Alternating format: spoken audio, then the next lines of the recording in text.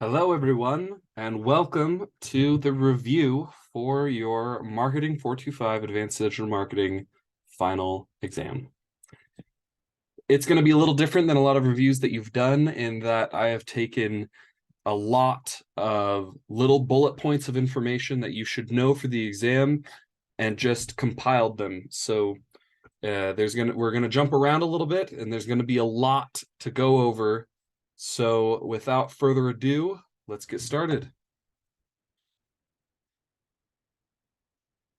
So to begin, when you're building on a staging site, that's like a practice site, not using your actual website, and you finish up and copy your pages to your existing website and the server that it's on, you need to remember that those pages just automatically show up.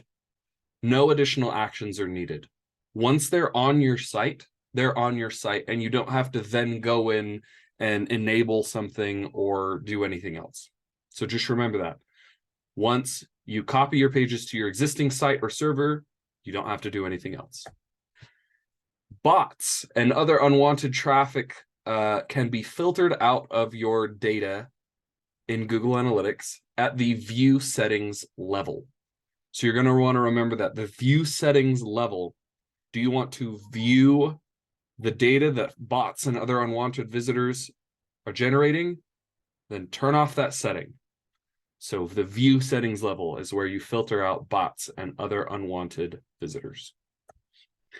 If you want to add another website to your existing Google Analytics account, the way you do that is to click the Create Property button. So your Google Analytics account is an email that can control many different accounts and many different websites. And each website is a property. And so in order to add more websites, you would add more properties. So the Create Property button is how you would accomplish that action. When you make significant changes inside Google Analytics, in your audience overview, this is a window, a view inside Google Analytics, make an annotation. An annotation is a place within Google Analytics. It's a thing you can do. And whenever you make a significant change to your Google Analytics, it is best practices to track that. And you do that in the annotation of the audience overview. You define triggers, which specify when tags should fire. A tag is a snippet of code that executes on a page. So the tag is the actual data. It is the actual code of what happened and where and when. But it just sits there until it has been triggered to fire off to a third-party website. The trigger is the thing that decides when that happens. So the tag is the data, and the trigger, the tag is the bullet, and the trigger fires it. And you define when I pull this trigger, when they click this button, when they fill out this form, those are triggers. Send me the data. That's the tag.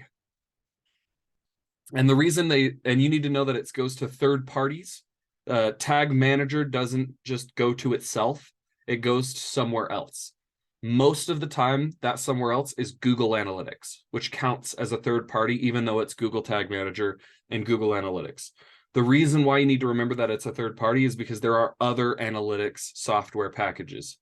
Adobe, for example, has a robust analytics software package for websites called Adobe Analytics that Google Tag Manager can fire to. So you can set up Google Tag Manager to fire tags when triggers are met at Adobe Analytics. But most of the time, it'll be Google Analytics. So you define triggers, which specify when tags should fire. Tags are the code, the actual, think of like a tag on a suitcase telling you who this is, where they're going, what's inside. The tag is the code that executes on the page. All right, Search Console. Search Console helps you see how Google sees your website and how you are ranking on Google. But Even if you don't have Search Console or Search Console is not connected to analytics, you will still show up. All Search Console does is helps you show up better and gives you data about your website's performance. Google will still crawl your website and will still upload it to the Google library for people to find when they search on Google without a Search Console account or without a connected account to analytics. And speaking of which, sitemaps. Sitemaps help Google crawl your website better, but Google will still show you in search results if you don't have one. A sitemap is like a roadmap of the tree of links on your websites. It's every page on your website that you want Google to be able to see and how they link to each other and connect to each other. When you upload that to Google, then it will follow those links when it crawls your site and records what pages you have on your site to show to people when they search Google. But if you don't upload a sitemap to Google, they will still crawl your website with their automatic algorithms. They have algorithms, they're called spiders. They're literally called web spiders because they crawl the web. But they have spiders, these algorithms called spiders, that just read the whole internet. And the way they get around is through links. When a website links to another site or to a page on its own site, they will click on that link and jump and read everything on the website and record it, and then look for links and jump and do it again, and you can see them crawling the website. So sitemaps help Google do this. They help you have a better presence on Google, but anything linked will still show up in Google anyways. Another thing to remember about sitemaps that you're going to want to know is that they are an XML format. That is the file format that site links are in. So if you download a site link from your website to upload to Google, it will be in XML format. All right, conversion rate. You're going to want to know this formula like the back of your hand. Conversion rate is total number of conversions over total number of visitors. And the word conversion can be replaced with a lot of things. The conversion can be customers because they bought something. It can be leads. It can be a lot of things. But if they do the thing you want them to do, they are converting. So total number of conversions or customers or leads over total visitors. Also, visitor. The reason I'm going over these alternative words is because on the test, there are questions that say, how many what is the conversion rate? And they give you the number of customers, or they give you the number of clicks. And you should still be able to put customers over clicks instead of conversions over visitors, because they're the same thing. Visitors and clicks are the same thing. So you have X number of visitors if you know you have X number of clicks, because if they clicked, then they visited your website. All right, here's another one. Value per visitor. This little graphic that I found says revenue per visitor, but revenue and value mean the same thing in this context. So you just take your total. That word is total is important because total and actual revenue, or total and actual profit, or total and actual value, the total is different than actual. Revenue, value, and profit are pretty much the same thing. So on the test, if you hear revenue, value, or profit, those are going to mean basically the same thing. But you take the total amount of money you made or value you created, and you put that over the total number of visitors or clicks, because we talked about how visitors and clicks are the same thing. And that's how you get VPV, value per visitor, or revenue per visitor. So total value, total visitors, VPV. Average order value.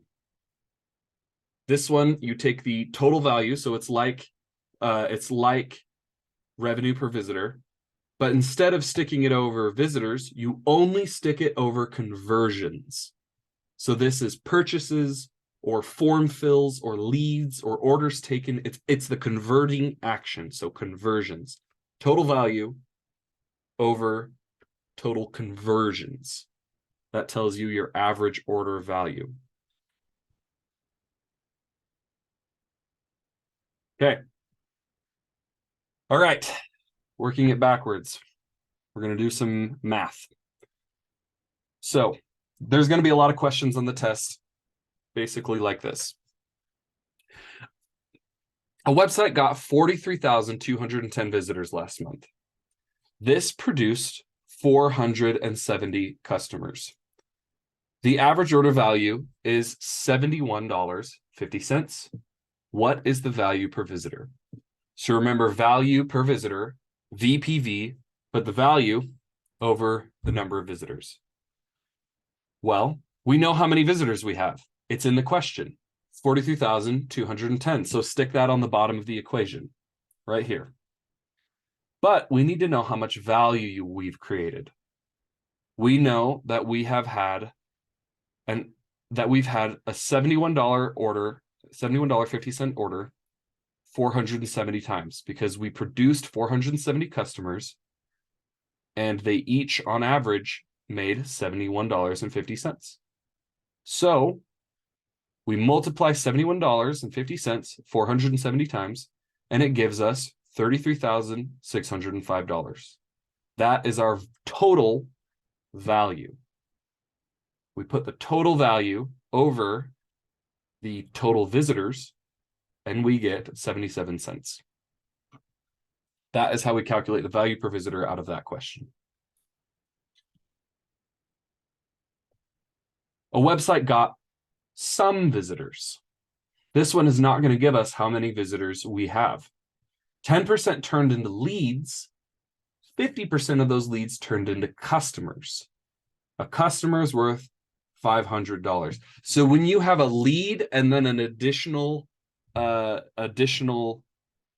like when you have to calculate how many leads did you get and then how many closed, then that is an additional step that you need to take.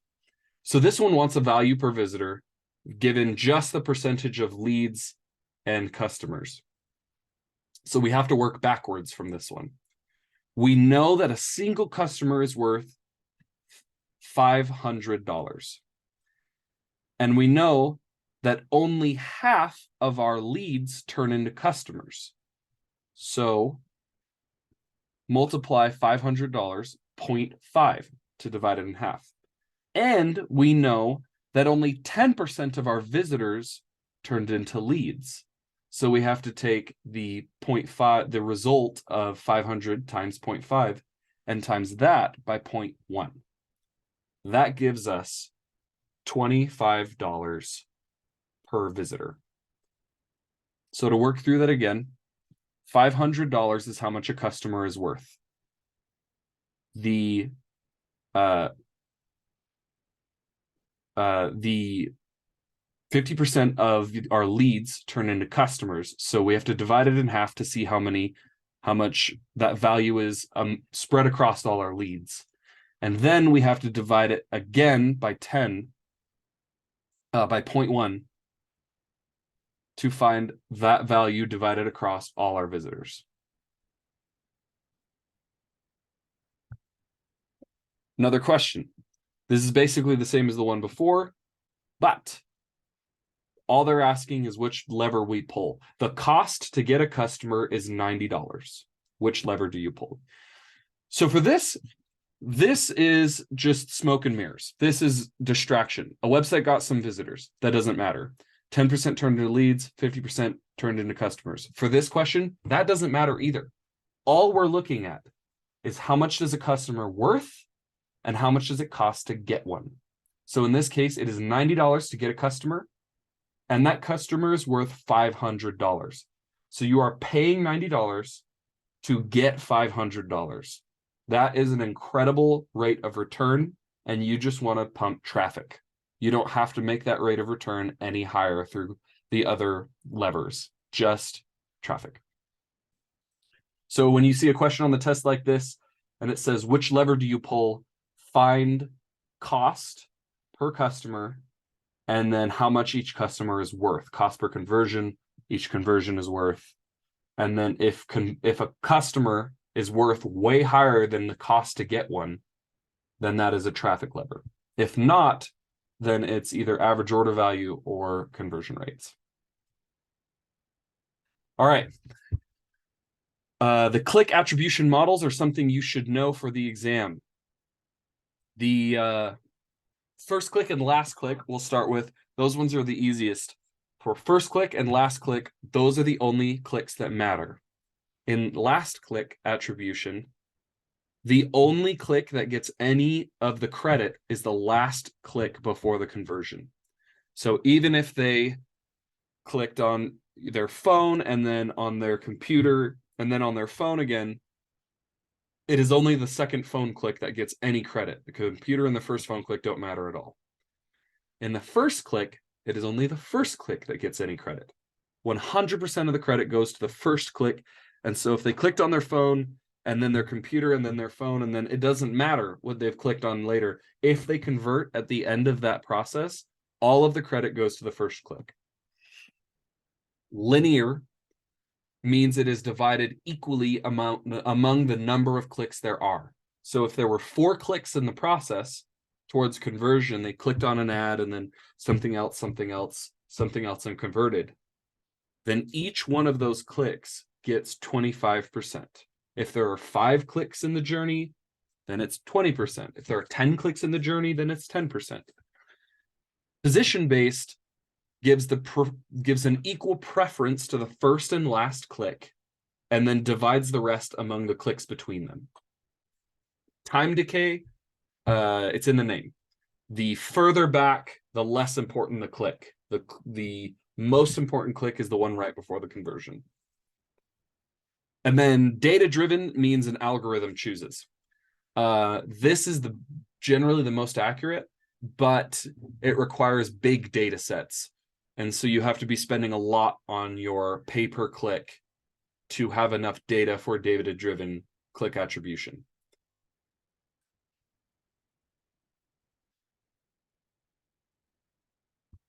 All right, moving on.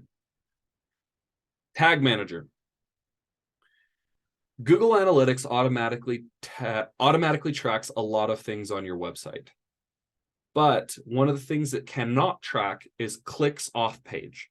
So if you have a little button on your website that says, follow us on Facebook or follow us on Instagram, and they click on that and leave your website, Google Analytics can't track them anymore. So this is where Tag Manager comes in. You can manually set up a tag to fire on the trigger of clicking the off-page button. Without Google Tag Manager, you can't track that click at all. So that is one of the functions of Google Tag Manager. You should remember that Google Tag Manager, Google Analytics does not track off-page clicks. It does not track social media clicks without Tag Manager. Google Tag Manager is important for 3 reasons, and you're going to want to know these 3 reasons. Because it helps keep site code clean, it helps keep websites secure, and it tracks things Google Analytics can't. The third one is an extension of the first bullet on this page. But it keeps websites secure because your tracking information is it's kept safe by Google. And it keeps site code clean because you're using uniform tracking information across each of your web pages. So clean, safe, and it can do things that Google Analytics can't. You should know those 3 for the test. All right, there was an algorithm change that primarily dealt with local SEO. And that algorithm change was called Pigeon. The way that I remember this is you think local pigeons. Pigeons and squirrels are the only animals local to cities, and so you're walking and you see the local pigeon. And so if that helps you remember that pigeon equals local SEO, then I hope that's helpful. If it doesn't help, then just find another way to remember pigeon is the local SEO. It's also a good idea to know if about other SEO, other algorithm changes like Panda and whatnot, but Pigeon is one you're really going to want to know. The popularity component of SEO refers to the number of other sites linking back to your site. So if you'll remember, in the story he told about the founders of Google, they were at Stanford University, and they were thinking about how search engines were kind of terrible. And they were academics, they were researchers, and so they looked at the way the academic world of paper writing works. In the world of academics, you write a paper about some topic in science, and then you publish it out there, and then other people writing papers can reference your paper as a source. And papers that get the most references, which means the most other people are writing using them as a source, are the best papers because they're the most agreed upon as valuable.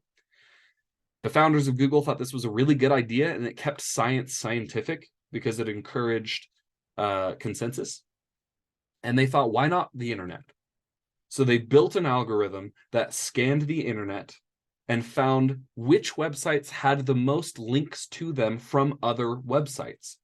That would indicate quality because it would indicate which websites everyone agreed were valuable and worth linking to. And so that is what Google, that's what differentiated Google from other websites that just read what was on your page and tried to serve up the most relevant thing. Google did that plus what was most popular. So the popularity component of SEO refers to the number of other linking sites linking back to yours. Let's talk about meta descriptions for a second. The short answer on meta descriptions is that they don't really matter for SEO or keyword targeting. They literally don't matter. Google has over 300 things that they will let influence what your SEO rankings are. Meta descriptions are not one of them. And so you're just going to want to remember that. When you Google something, the meta description is sometimes the block of text below the URL. Bartholomew running shoes have been around since 1870. Get yours today and find out, like that the little gray block of text below the blue link. That is sometimes the meta description. If you write a good one, it can help with click-through rate. If you write a bad one, Google's algorithm is just going to scan your website for another block of text and use that instead. So just remember that meta descriptions don't affect SEO at all. When bidding, this is pay per click, advertising specifically. When bidding, you will only pay 1 cent more than the bidder below you. So if your max cost per click, which is another word for your bid, is $7, and the next highest bid is $5.50, and you win the bid, which is, it's only a third of what actually chooses what ad goes up, but it is an important third, and you win the bid, you will pay $5.51. You won't pay the full $7. You'll just pay enough to beat the other guy. So when bidding, you will only pay 1 cent more than the next highest bidder, than bidder number 2. That is an important thing to remember for the test. Inside a PPC account, your ads can't be shown on retargeting networks. Retargeting is something that has to happen manually inside a PPC account, versus like a Google Display Network account, which would be retargeting is a different beast entirely. But inside a PPC account, your ads can't be shown on the retargeting networks. So just remember that. Ad rank. This is how,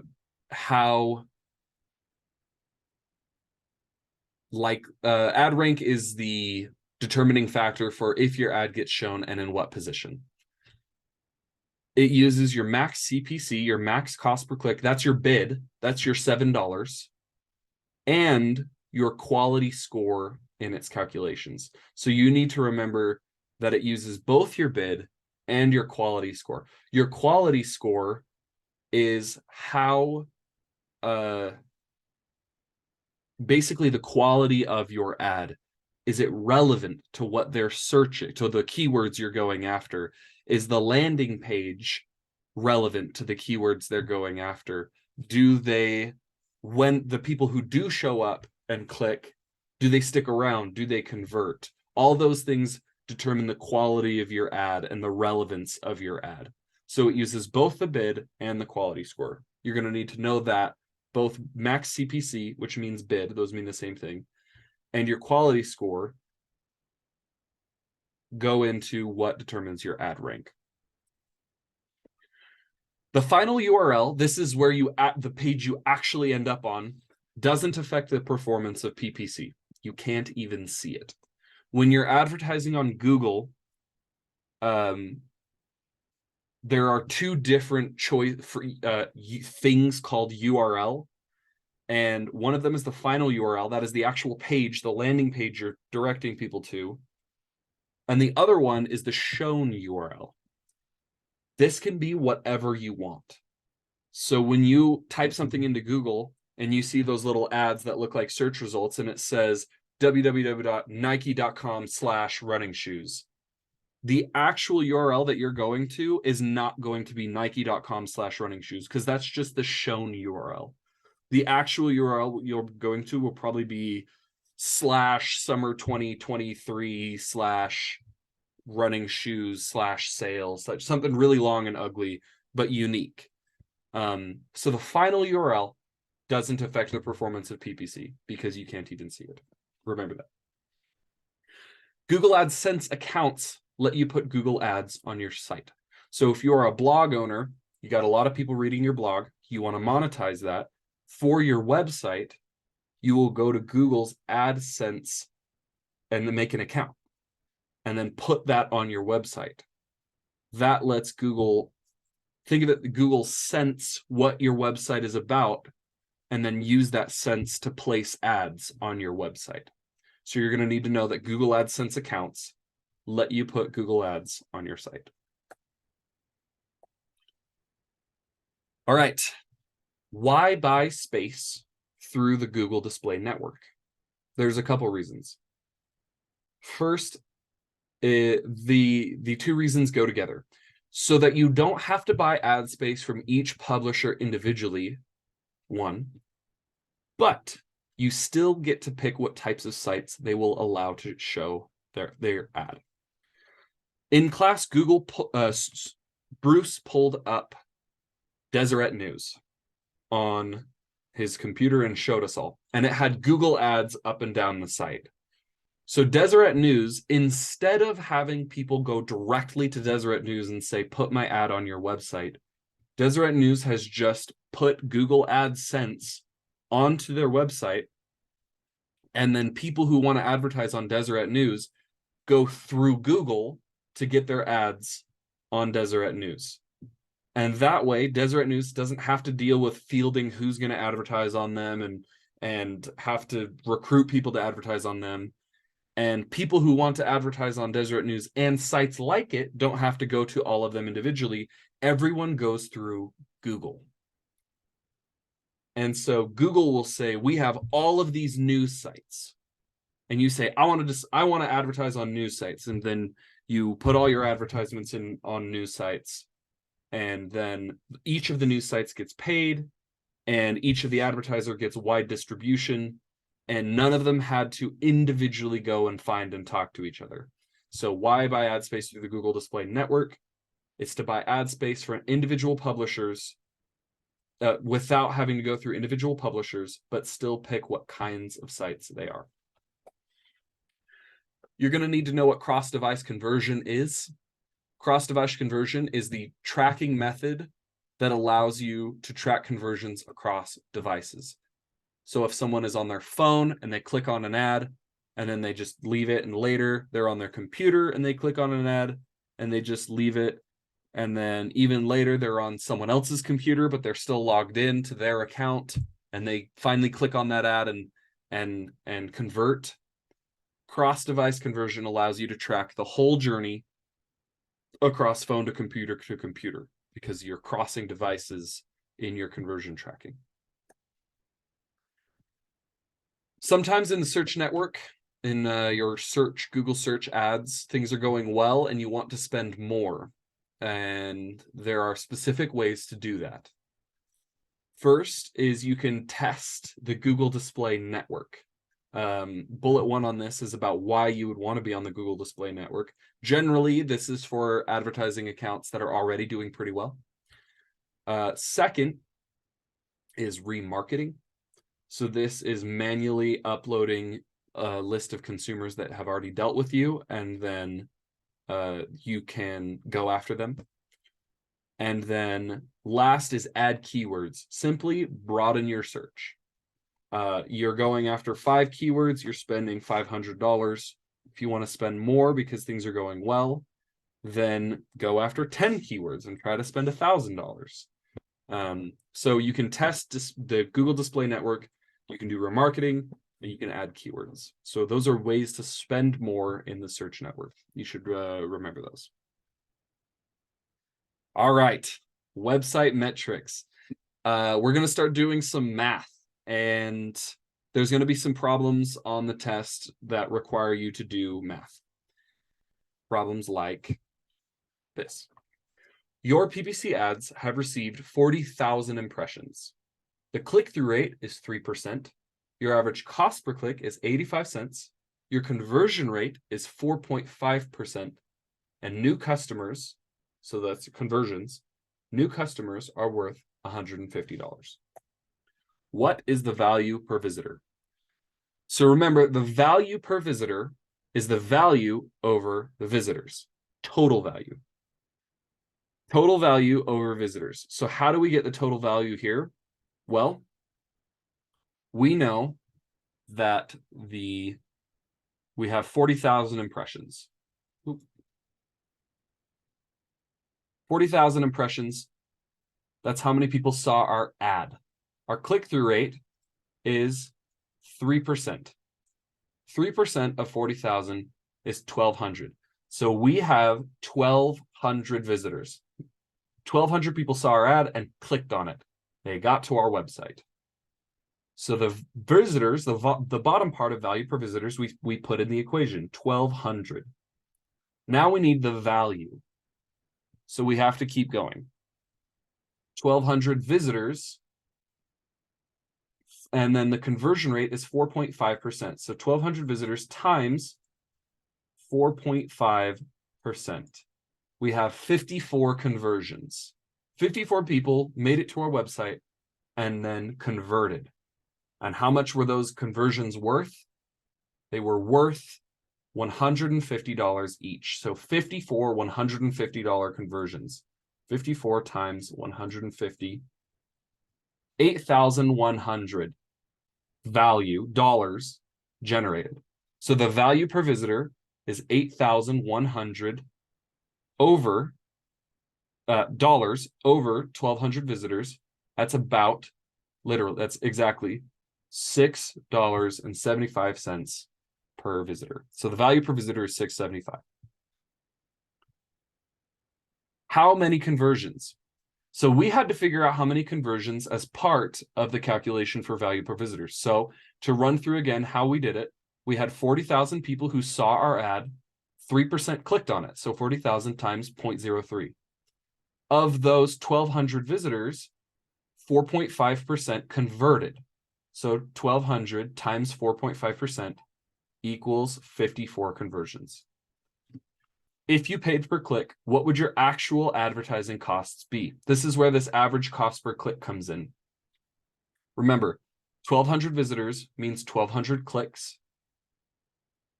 So 1,200 times 85 cents, we paid 85 cents 1,200 times, and it cost us $1,020. 1,200 times 85 cents equals $1,020. That's what our cost would be. Now, what is our cost per acquisition? Cost per acquisition, think of the word cost per over, so value per visitor, cost per acquisitions. Acquisitions are conversions. So we take our cost, 1,020, and we put it over per our acquisitions, which were 54 conversions, 54 acquisitions. We paid an average of $18.88 per acquisition. Cost per acquisition. Anytime you hear per, that's divided by. That's slash. Per, parsed in half, per. So cost per acquisition is cost over acquisition. Value per visitor is value per value over the number of visitors. So in this case, it's 18. Total PPC profit.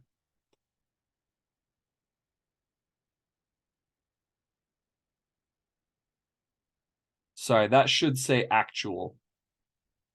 That should say actual. Total profit. That should say actual. Total profit in this situation is 8,100. Actual profit is total profit minus cost. So total is the amount we generated. Actual is the actual amount that we get to keep. So in this case, we spent $1,020 of cost to make $8,100 of value. So we get to keep our actual, ignore the total, actual PPC profit is 7,080. Which lever would you pull next? Traffic. You are making an almost 8-to-1 X on your money when you are in this scenario. And so when your rate of in ROI, return on interest, return on investment is that high, then you just want to do more of it. You don't need to optimize it anymore. All right, PPC budget strategies. So PPC budget, this is pay-per-click advertising. There are different strategies regarding what budgets and what budgets to use and how to allocate them. Whoa. There we go. If you have a limited budget and can't increase it, do not increase the click-through rate. Increase conversion rates, increase average order value, but not the click-through rate. Remember, PPC stands for pay per click. So clicks are the only thing that cost you money. A click that eventually converts into a purchase costs you the same amount of money as a click that led nowhere. Click-through rate means that the number of people who see your ad and click on it is higher, so your clicks go up, so your spend goes up. And you don't want that if you have a limited budget and can't increase it. So instead, you would want to have better clicks that are more likely to then become conversions. Clicks, and you do this by having a better landing page. If the landing page they get to is more likely to convert, then that click that you paid the same amount of money for is more valuable. If you go after more specific, relevant keywords, if a keyword that you're trying to go after isn't converting, then you get rid of it. If you find a new, more relevant keyword, then you can go after that one. But you don't want to increase clicks if you can't increase budget. You want to increase conversion rates. Remember, budget is set at the account level, not the ad group level. Ad groups are for subsets of accounts, not for sub-budgets of accounts. So if your account was Utah, if you had an account for Utah, Arizona, and Nevada, and then within them you were dividing amongst products, then you need to set budget at the account level. Just remember, set your budget at the account level, not the ad group level. And however you can remember that, that's what you need to remember. All right. There's going to be 2 sections of the test based off of big boxes like this one. And one of them is going to look pretty much exactly like this, but with different numbers. And another one is going to be a huge, scary box meant to shock and terrify you. And don't worry, the big scary box, it's just a test of if you know where to look and how to read the data. So looking at this big test, we see this big block of data, we see that we have two ad groups. We have the Star Wars ad group and the Star Trek ad group. And then we have all these stats. The most important stats in here are, for us specifically, cost. It's nice that they already gave us our total cost. If we didn't have cost, we could find it by multiplying cost per click by number of clicks, and then converted clicks. Converted clicks, this is nice. This is conversions. If we didn't have conversions, then we could find them by multiplying conversion rate by clicks. Click-through rate is nice. If we didn't have it, we could find it by multiplying impressions by clicks. So in this scenario, the client converts 20% of their Star Wars leads into paying customers. That is a very important statement that will get overlooked. What that is telling us is that this table is not the whole story. Converted clicks just means they became leads, not customers. So this is not the number of customers we have. This is the number of leads. 45 leads happened. 20% of those leads became paying customers, and those customers are worth $5,000. Star Trek converts 10% into paying customers, and they're worth $50,000. So, what is the actual amount of generated profit from the Star Wars ad group?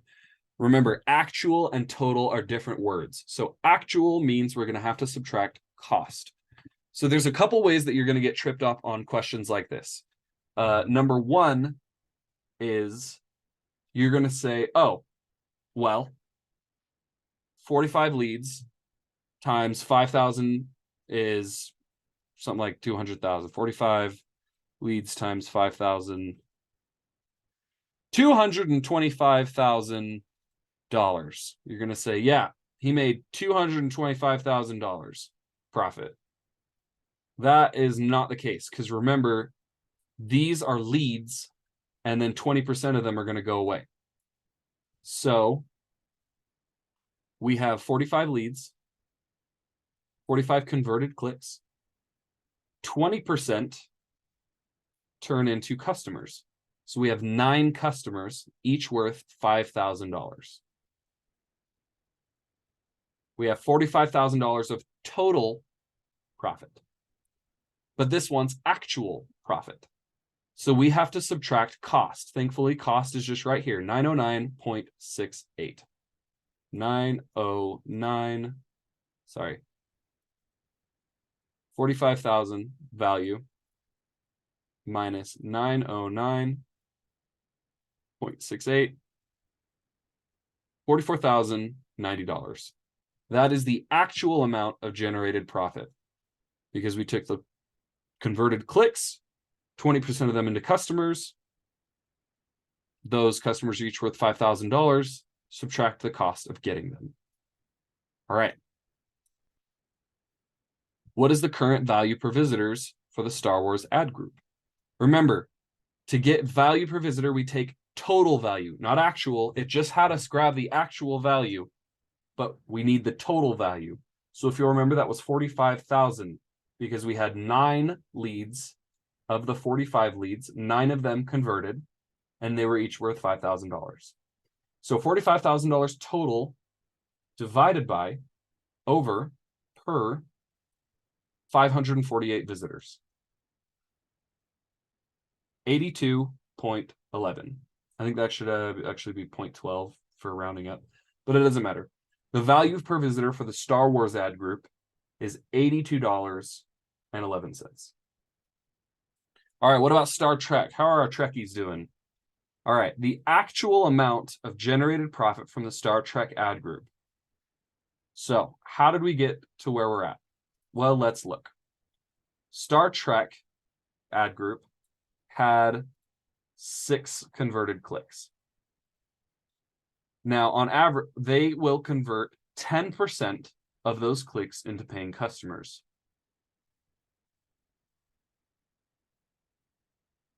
oops, okay, 6 times 10. So 0.6. In real life, that is less than 1 and is not a conversion. But for the sake of the test and the question, it will still generate value. So we have 0.6 customers. And those customers are generating $50,000. Which gives us a total of $30,000 total value generated.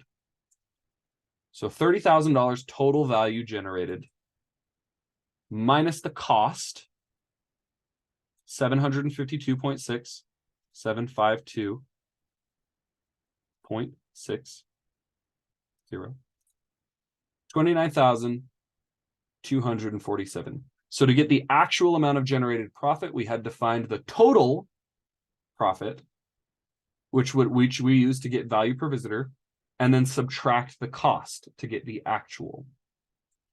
All right. Next question, what is the value per visitor? Well, remember, we made $30,000 total, and we had 212 visitors. So the value, 30,000 per visitors, clicks 212. 141.50. All right. Now, here's the real kicker. Which one has a better ROI? So the value per visitor is higher with Star Trek, but the actual is lower. The value per visitor for Star Wars is lower, but the actual is higher. Which ad group is giving us a better money in, money out ROI? Well, the answer is Star Wars. But why? Why is Star Wars better? Well, let's figure it out together. So the cost of Star Wars was $909.68. And it generated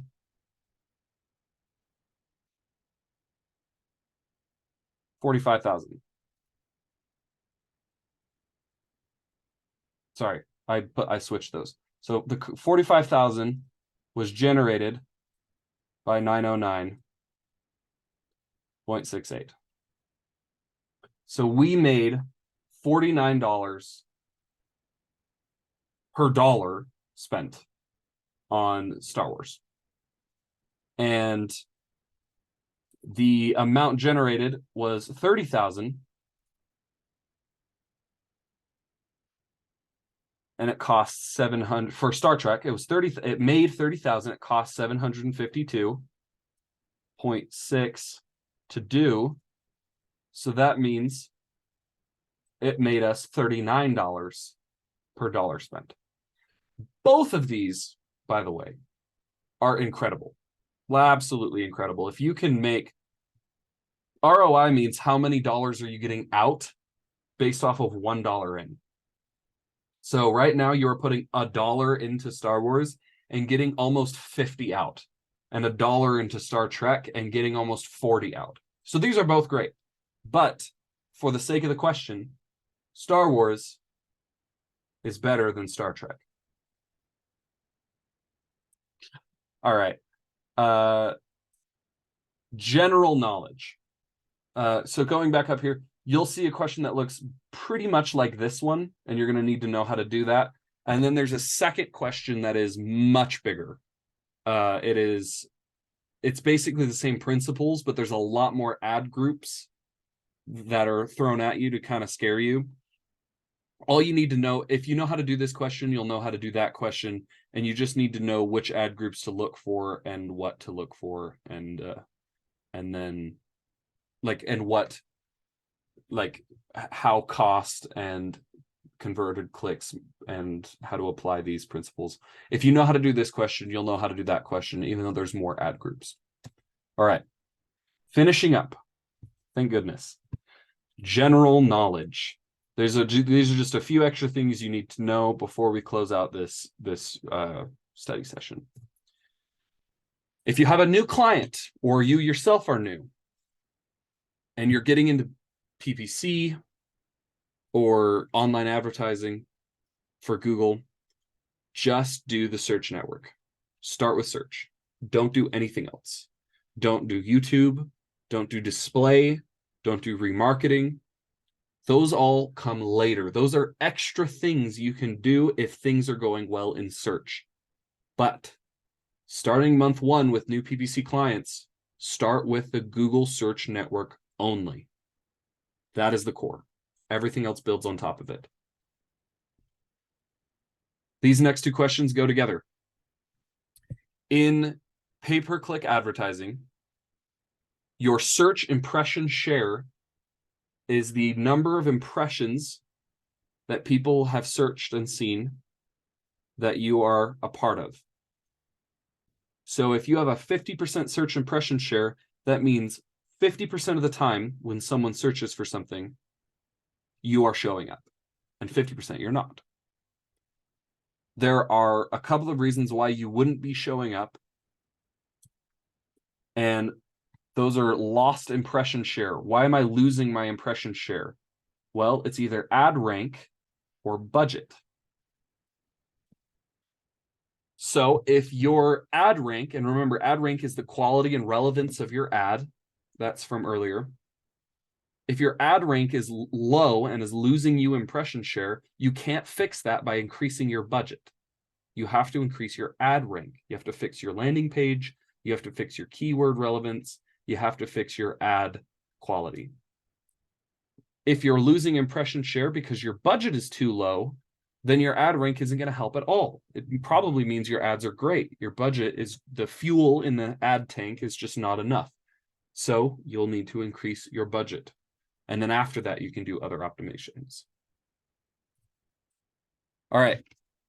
You should understand what the Google Display Network is. We have talked about it in this review a couple times, but just as a quick recap, the Google Display Network is the network Google has for displaying ads on websites all over the internet. So every time you go to a website that has an advertisement over on the side or on the top, and it says Google AdSense, or it has a little Google A on it, that is a website that is in the Google Display Network. Dynamic remarketing is something you should know what it is. It's when website ads follow you around. So if you've ever been to a website and you see an ad, and then you leave, you go to another website, even on a different device, like you're on your computer, you see an ad, you open up your phone, you go to a different website, you see the same ad. That's dynamic remarketing. It's dynamic because it changes, it changes website and device, and it jumps around. So it's moving, it's in motion, it's dynamic. And it is remarketing because it's showing you stuff you've already seen. It is retargeting you with the same stuff. It's redoing its marketing to see if maybe you'll click on it this time. So understand what Google Display Network is and what dynamic remarketing is.